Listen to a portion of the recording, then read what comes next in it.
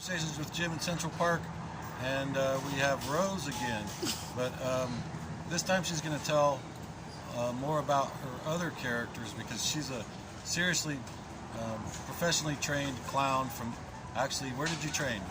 A couple places, but mostly in Italy, in San Miniato, a very small town in Italy, with a mask maker who had a child, essentially, and a couple of years before, and used to travel around the world and teach people, but then was like, you know what, y'all can come to me. Wow. I got a kid now. So I learned about some of the other characters that she does, and it's very fascinating, and I'm going to have her tell us now about... Sure. So at the beginning of the pandemic, I had already started leaning into my clowning, and I was interested. Mostly, what I first realized was that I just was not in a place to actually be helping people the way that I wanted to, and be a part of a community effort towards change that I know that I was capable of. And so I'm really interested in going to school for therapy, to become a therapist, because I think that is something I'd like to be a drama therapist. Will you use your clowning yes. to help I want to be people? a clown therapist. So because I know it's a good therapy. It makes people happy. Yeah.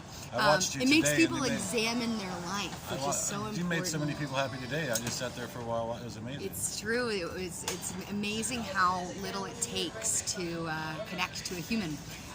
And so Wanda Furl Clown is my clown therapist that I have created, and she does a lot of Wanda Furl Clown on Instagram, and she does a lot of talking about compassion and space. I had created this one-on-one show that I was doing. So Wanda Furl is a therapist. Yes, Wanda Furl Clown. She's a clown therapist. Okay. And what I was doing was I was getting asked by people to go and visit a friend or family member to give them a one-on-one clown show.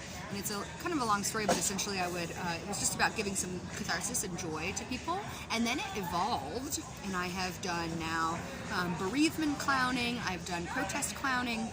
I've had probably my most honorable request was to do a clown show for a woman who had just left her abusive relationship, and so I was able to go and connect to that Nice. woman's experience, because the thing about being a human is that there are just so many things that you can't say because it's so weird and uncomfortable, Well, you never know what someone else has gone through. Yeah, exactly. And so as a clown, and you hear stuff every day that's like, wow, they did what? Yeah, and as a clown, you have that opportunity to bridge the gap because a clown can say anything, a clown can do anything, as long as there's consent. I have a couple other friends that were clowns in the quarter. Do you know Kenny the Clown? Yes, yeah. Of Kenny the Clown. He's a good friend of mine. Anyway, so, no, the one clown that that one. Yes. That one does. So Tick is my newest project. Tick That's is a really great one. I love the costume. Anti-fascist troubadour clown. Yeah. So Tick has written a fair amount of troubadouring songs where I walk around and tell people